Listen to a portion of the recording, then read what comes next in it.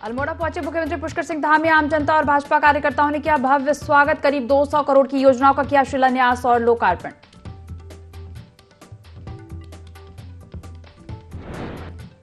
हल्द्वानी हिंसा पर सरकार ने मजिस्ट्रेट जांच कराने का लिया फैसला। मुख्य सचिव राधा रतोड़ी ने दिया आदेश। 15 दिनों के भीतर रिपोर्ट सौंपने के दिए गए निर्देश।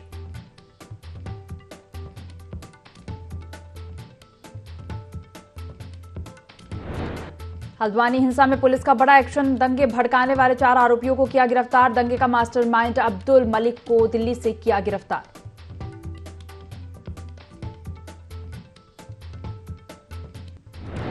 देहरादून के 2 दिवसीय दौरे पर पहुंची कांग्रेस प्रदेश प्रभारी कुमारी शैलजा। लोकसभा चुनावी तैयारियों को लेकर करेंगी बैठक। पार्टी विधायकों के साथ ही पूर्व लोकसभा प्रत्याशियों से भी करेंगी मुलाकात।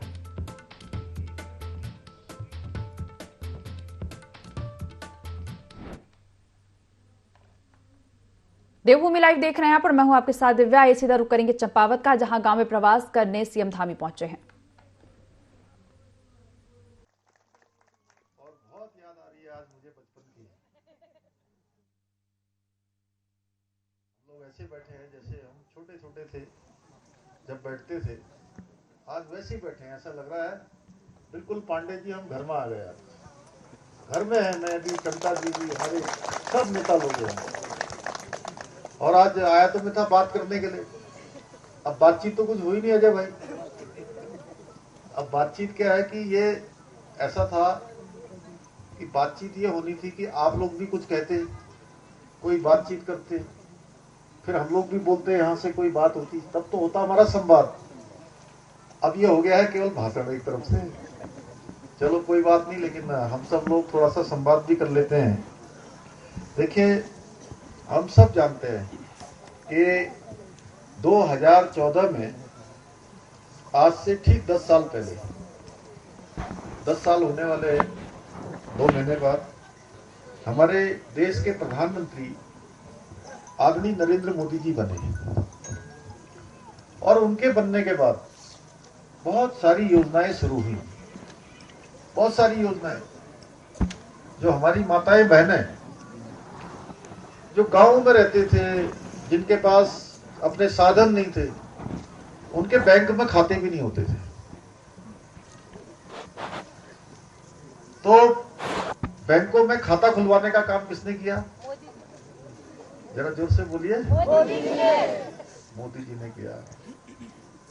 प्रधानमंत्री आवास योजना में जिनके मकान नहीं होते थे, उन सबको मकान किसने दिया? मोदी जी ने दिया। गैस के सिलेंडर, गैस के कनेक्शन, अरे फ्री में तो छोड़ो। पहले एक समय ऐसा था, पांडे जी आप भी छोटे छोटे होंगे, हमारे जिलाधिकारी जी, आगे आओ थोड़ा। और आप ये हमारे वहां के महाराष्ट्र में पैदा हुए अजय गणपति जी, एसपी साहब हमारे। पहले क्या था, जब गैस का कनेक्शन लेना होता था तो पता कैसे होता था? एक सांसदों को कोटा मिलता था। अजय भाई, तुमने तो कई हजारों लाखों लोगों को कनेक्शन दे दिए होंगे पहले। जरा बजाइए ताली मोदी जी के लिए।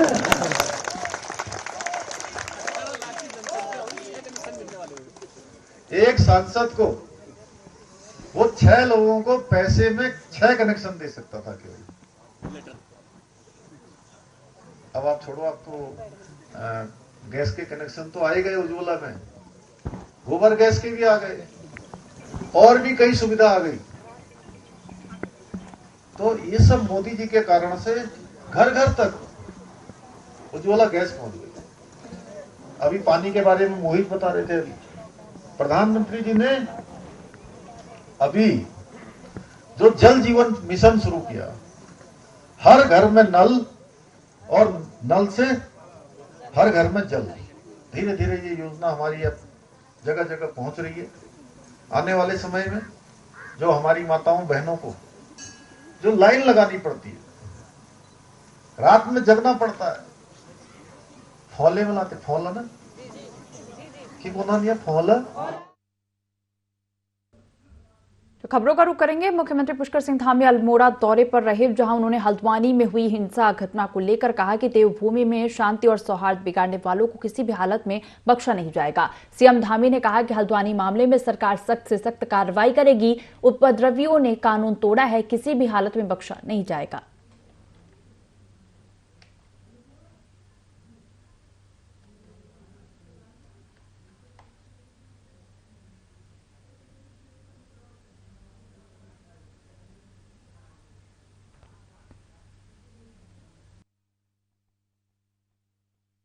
भूमि में किसी प्रकार की भी हिंसा, किसी प्रकार की भी अराजकता, ये किसी कीमत पर हम सहन करने वाले नहीं हैं।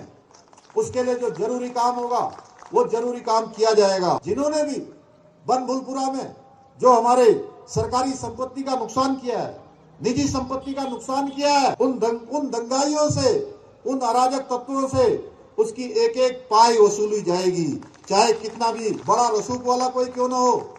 जिसने भी ये काम किया, जिसने भी कानून तोड़ने का काम किया है, कानून उसके साथ सख्ती से काम करेगा, बिना रुके बिना झुके लगातार काम करेगा। मुख्यमंत्री पुष्कर सिंह धामी अल्मोड़ा दौरे पर रहे। अल्मोड़ा आर्मी हेलीपैड पहुंचने के बाद सीएम धामी ने शिखर होटल तक भव्य रोड शो किया और इसके बाद सीएम धामी ने आजीविका महोत्सव 3.0 के लाभार्थियों से भेंट की। साथ ही सीएम धामी ने अल्मोड़ा में आयोजित दीदी भूली हाथ लगा उत्तराखंड हॉल अमृतकाल कार्यक्रम में भी प्रतिभाग किया।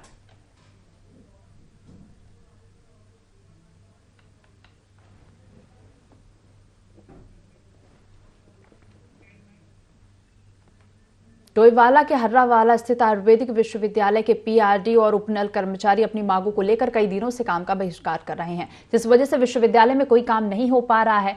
कई दिनों से परिसर में साफ सफाई तक नहीं हो पाई है। कर्मचारियों का कहना है कि विश्वविद्यालय ने इन कर्मचारियों को 11 महीने का सेवा विस्तार और 2-3 माह से वेतन भुगतान नहीं किया है, जिसके चलते अब इन कर्मचारियों के आगे रोजी रोटी का संकट खड़ा हो गया है। कर्मचारी अपने बच्चों की फीस तक नहीं दे पा रहे हैं। कर्मचारियों का कहना है कि जब तक मांगें पूरी नहीं होंगी तब तक काम का बहिष्कार करते हुए आंदोलन पर डटे रहेंगे।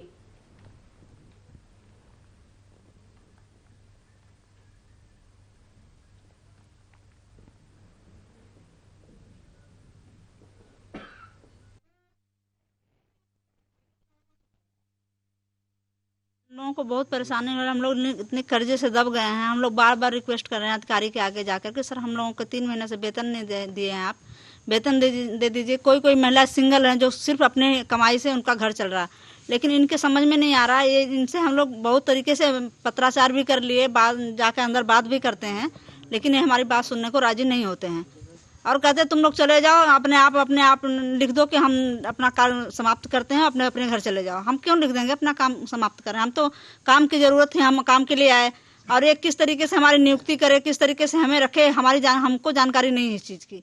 हम ये कह रहे हैं कि पहले भाई अगर हटाना है तो सामूहिक रूप से हटा दीजिए, सीधी सीधी बात है। अब ऐसा ना तो घर में राशन खाने के लिए राशन नहीं रहा है, बच्चों की फीस देनी है, बच्चों के कई एडमिशन खत्म हो गए हैं। भाई अगर तुमको हटाना है तो हमारे जो दिहाड़ी है 4 महीने की जो तनख्वाह है वो दे दीजिए, उसके बाद हटा दीजिए, उसके बाद हम आगे की रणनीति फिर तब देखेंगे ना। उत्तराखंड में बीजेपी गांव चलो अभियान चला रही, जिसके तहत बीजेपी के प्रदेश अध्यक्ष महेंद्र भट्ट पांडुकेश्वर गांव पहुंचे, जहां उन्होंने ग्रामीणों और बीजेपी कार्यकर्ताओं से मुलाकात की और इस दौरान महेंद्र भट्ट ने बूथ कमेटी की बैठक में कहा कि सभी कार्यकर्ताओं को एकजुटता के साथ जन जन केंद्र सरकार की योजनाओं और उपलब्धियों को बताना होगा। और इस मौके पर दर्जनों युवाओं और मातृशक्ति ने भाजपा की सदस्यता ग्रहण की। प्रत्येक बूथ पर हमारे सांसद से लेकर मुख्यमंत्री से मैं स्वयं आज पांडुपुर बूथ पर हूँ। बूथ कमेटी हमारी हर बूथ पर बनी हुई है। उन बूथ कमेटियों का सत्यापन हम लोग कर रहे हैं। आगामी कार्यक्रम की जानकारी भी ले रहे हैं। मन की बात की कार्यक्रम की भी समीक्षा हम लोग कर रहे हैं। इसके साथ साथ बूथ पर जो जनप्रतिनिधि हैं उनसे हम भेंट करेंगे, लाभार्थियों से हम लोग भेंट करेंगे, सबके परिवारों में जाएंगे, उनसे मिलेंगे और दूसरे दलों के भी प्रमुख कार्यकर्ताओं के साथ हमारा संपर्क होगा।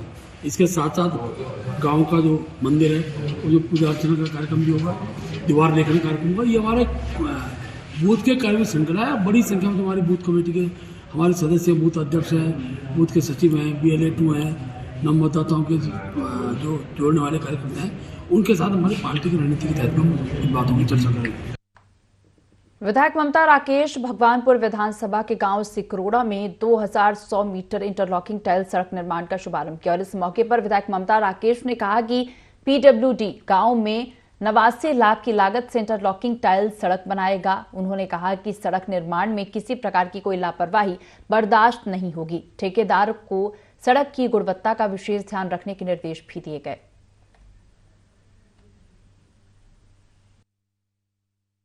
गांव में 2100 मीटर के लगभग लंबाई की ये सड़क हमने स्वीकृत कराई है और इसका 89,35,000 की लागत से काम किया जाएगा और सभी ग्रामवासियों को सड़क के बनने से बहुत लाभ होगा। काम तो लगातार सिक्योरिटी में हो रहे हैं, लेकिन ये लोग बहुत दिनों से परेशान थे और मैंने अभी ठेकेदार को बुलाकर कह दिया है कि कार्य संतोषजनक होना चाहिए, गुणवत्ता से किसी तरह का कोई समझौता नहीं किया जाएगा और सभी सम्मानित ग्रामवासियों को मैंने कह दिया है कि आप लोग खड़े होकर काम करेंगे। किसी तरह की कोई भी अगर शिकायत आती है तो आप तत्काल हमको बताएं। लोकसभा चुनावों की तैयारियों को धार देने के लिए कांग्रेस पार्टी की प्रदेश प्रभारी कुमारी शैलजा अपने 2 दिवसीय दौरे पर उत्तराखंड पहुंची, जहां कांग्रेस प्रदेश मुख्यालय में सैकड़ों कार्यकर्ताओं और नेताओं ने कुमारी शैलजा का जोरदार स्वागत किया। इस मौके पर कांग्रेस प्रदेश प्रभारी कुमारी शैलजा ने हल्द्वानी में हुई हिंसा को लेकर प्रतिक्रिया दी और कहा कि सरकार को पहले से ही सतर्क रहना चाहिए था।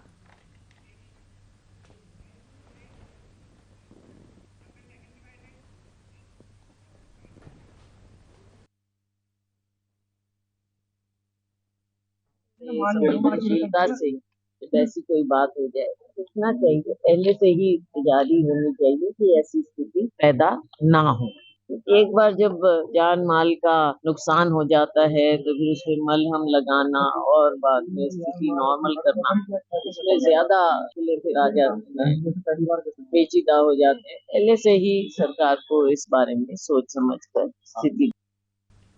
खबरों में आगे बढ़ेंगे। भाजपा के गांव चलो अभियान की शुरुआत हो चुकी है और इस दौरान प्रदेश के मुख्यमंत्री पुष्कर सिंह धामी सहित कैबिनेट मंत्री और सांसद और भाजपा के वरिष्ठ पदाधिकारियों को जिम्मेदारी भी दी गई है।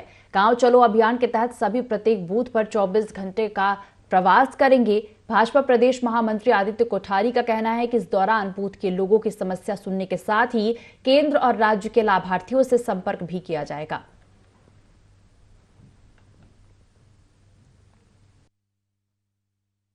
चलो अभियान वर्तमान समय में चल रहा है। कल 11 फरवरी तक हमने इसको शेड्यूल किया है। प्रत्येक बूथ पर प्रवास करने का कार्यक्रम दिया गया है और 24 घंटा एक बूथ पर रह करके उस बूथ की बैठक लेने से लेकर के उस गांव में जो लोग हैं उनकी समस्याएं सुनने से लेकर के जितने लाभार्थी हैं केंद्र और राज्य सरकार के, उन लाभार्थियों से संपर्क कर उस बूथ पर अपना वहाँ की समस्याओं को दूर करने के प्रयास के साथ साथ भारतीय जनता पार्टी के मत प्रतिशत को बढ़ाने का भी लक्ष्य है। तो सीएम धामी सहित सभी मंत्रियों को जिम्मेदारी मिली है। भाजपा का गांव चलो अभियान शुरू है और जिसके लिए सीएम धामी सहित सभी मंत्रियों कार्यकर्ताओं को इसकी जिम्मेदारी दी गई है। मुख्यमंत्री पुष्कर सिंह धामी अल्मोड़ा दौरे पर रहे, जहां कार्यकर्ताओं ने सीएम धामी का भव्य स्वागत किया और इस दौरान सीएम ने अल्मोड़ा में रोड शो किया जिसमें लोगों का सैलाब उमड़ पड़ा। रोड शो के दौरान भारी संख्या में मौजूद लोगों ने सीएम का जोरदार स्वागत किया। इसके साथ ही सीएम ने अल्मोड़ा को करोड़ों की सौगात भी दी।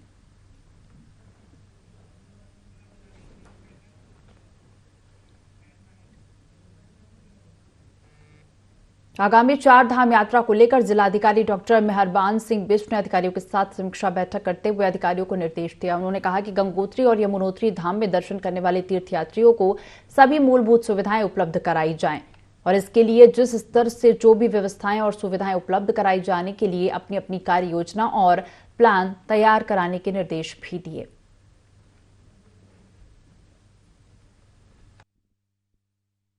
एक बैठक ली है और चूंकि 4 धाम में से 2 धाम हमारे उत्तरकाशी में पड़ते हैं, गंगोत्री और यमुनोत्री, तो गंगोत्री यमुनोत्री थोड़ा यमुनोत्री में चूंकि हमारी जानकी चट्टी के बाद एक पैदल यात्रा का 5-6 किलोमीटर का स्ट्रेच पड़ता है, उसमें पिछले साल क्या क्या दिक्कतें आई वो मैंने पूरा रिव्यू किया और उन दिक्कतों को कैसे दूर करें, चाहे उसमें सफाई से संबंधित हो या विद्युत व्यवस्था से संबंधित हो या जो ट्रैक हमारा पैदल चलने का है उसमें घोड़े भी चलते हैं, दंडी कंडी और आम श्रद्धालु पैदल चलते हैं, किस हिसाब से हम व्यवस्था को और उसमें चाक चौबंद कर सकें और जो उसकी थोड़ा जो दिक्कत पिछली बार हुई थी उनको कैसे दूर कर सकते हैं उसमें चर्चा हुई है।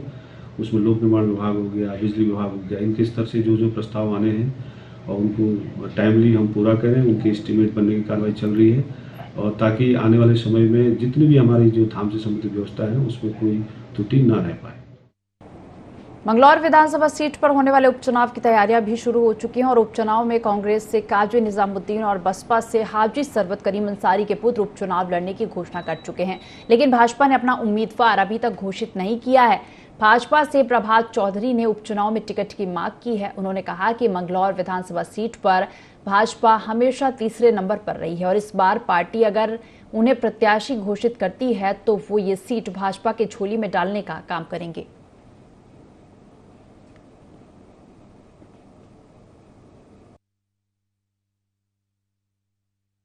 जनता पार्टी के समक्ष अपना मांग पत्र रखा है कि मुझे मंगलौर से भारतीय जनता पार्टी का प्रत्याशी बनाया जाए। और यहाँ देखिए, मंगलौर में 2 ही लोगों की सत्ता रही है और ये हमारा क्षेत्र मंगलौर विकास से कोसों दूर है।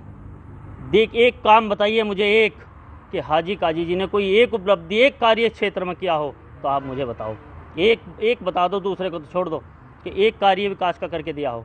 मेरी सर्वप्रथम प्राथमिकता रहेगी युवाओं के लिए स्टेडियम, लड़कियों के लिए कॉलेज की व्यवस्था और चिकित्सा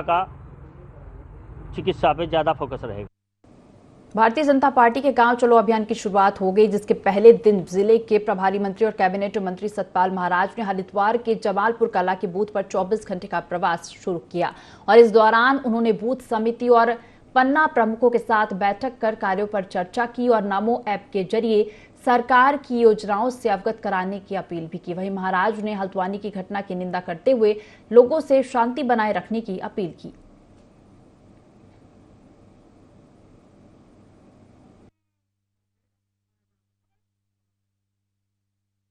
अभियान जो है गांव चलो अभियान के तहत हम यहाँ आए हैं। ग्राम जमालपुर कला, बूथ संख्या 39, विधानसभा क्षेत्र हरिद्वार ग्रामीण में यहाँ पहुँचे हुए हैं। सारे हमारे बूथ के यहाँ सदस्यगण यहाँ पर हैं और यहाँ निश्चित रूप में उसका सत्यापन किया गया है और यहाँ पर नमो ऐप और सरल ऐप दोनों को डाउनलोड हमने करवाया और इससे काफ़ी हमारे कार्यकर्ता बड़े उत्साहित हुए हैं और कनेक्टिविटी हमारी बढ़ी है और इससे पार्टी हमारी बहुत मजबूत हुई। घटना हुई है और कोर्ट के आदेश पर ये अतिक्रमण तोड़ा जा रहा था पर लोग उद्वेलित हो गए और मैं समझता हूँ लोगों को संयम बरतना चाहिए। बहुत दुखद घटना है, मैं उसकी निंदा करता हूँ। अभी प्रशासन का काम है देखना उनके पास क्या इनपुट्स थे, उन्हें देखना चाहिए था, पर बड़ा संवेदनशील ये समय था तो ध्यान देना चाहिए था। मैं यही कहना चाहूँगा शांति बनाए रखें निश्चित रूप में, और ये कोर्ट का ऑर्डर था, ये हमारा कोई ऐसा आदेश नहीं था। कोर्ट के ऑर्डर के तहत जो है अतिक्रमण को तोड़ने की आदेश थे उनका पालन किया गया। नहीं, वो लोग आक्रोशित हो जाते हैं और समूह बन जाता है और मैं समझता हूं कि एक ग्रुप मेंटालिटी काम करने लग जाती है, परंतु अब वो सब स्थिति संभाली गई है और निश्चित रूप में मुख्यमंत्री जी ने आदेश दे दिए हैं और तिथि जो है इस समय नियंत्रण में। उत्तराखंड के पूर्व मुख्यमंत्री हरीश रावत ने हल्द्वानी में हुए बवाल को दुर्भाग्यपूर्ण घटना बताया और लोगों से शांति संयम बरतने की अपील की। हरीश रावत ने कहा कि इस घटनाक्रम की जब पूरी जानकारी आएगी तो बहुत सारे लोगों को शर्मिंदा होना पड़ेगा। हरीश रावत ने सिडकुल और BHEL में रोजगार को लेकर पदयात्रा भी निकाली, जिसमें बड़ी संख्या में कांग्रेस कार्यकर्ताओं के साथ ही BHEL से जुड़े यूनियनों के कर्मचारी मौजूद रहे और इस दौरान हरीश रावत ने आरोप लगाया कि भाजपा सरकार के राज में श्रमिकों का उत्पीड़न किया जा रहा है। इसके साथ ही हरीश रावत ने सरकार से श्रम कानूनों में बदलाव करने और सिडकुल और BHEL में रोजगार बढ़ाने की मांग भी की।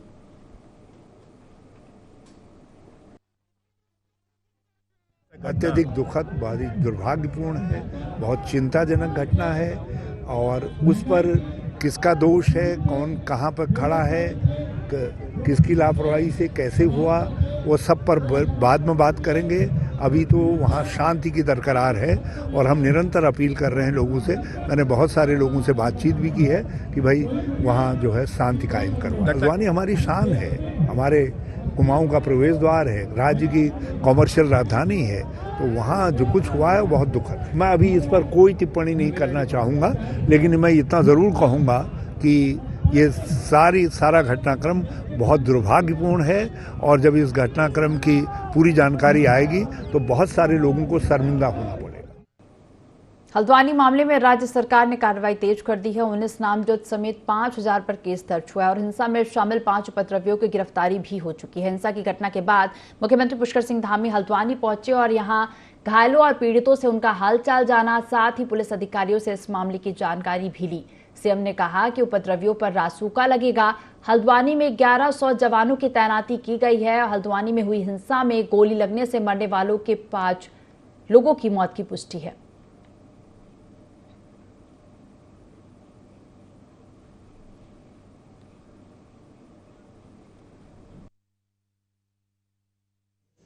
जिस तरह से मारा है, पीटा है, उनके ऊपर हमला हुआ है पत्थरों से और बंदूकों से,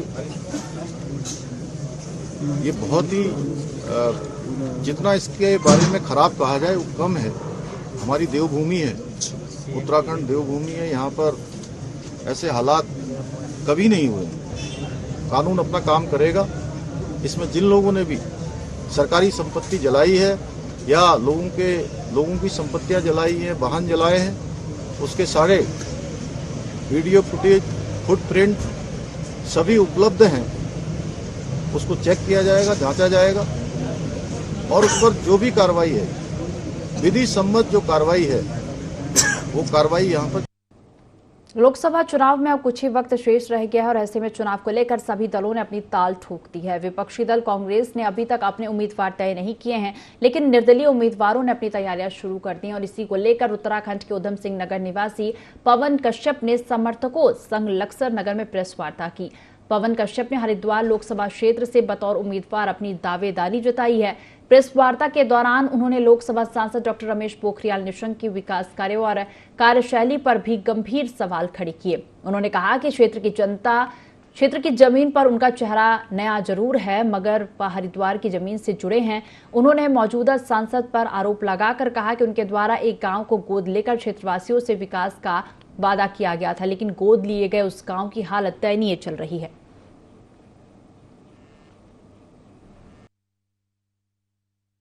चुनाव में हरिद्वार में आ रहा हूँ और युवा चेहरा हूँ, आपका बेटा हूँ। सभी लोगों के लिए मैं चुनाव में आ रहा हूँ, सभी समाज के लिए मैं आ रहा हूँ और गरीब परिवार का बेटा हूँ मैं और सभी समाज के जो गरीब लोग हैं उनकी आवाज बनके मैं हरिद्वार में आ रहा हूँ लोकसभा चुनाव में। इस बुलेटिन में फिलहाल इतना ही। आप बने रहिए IND 24 के साथ। नमस्कार।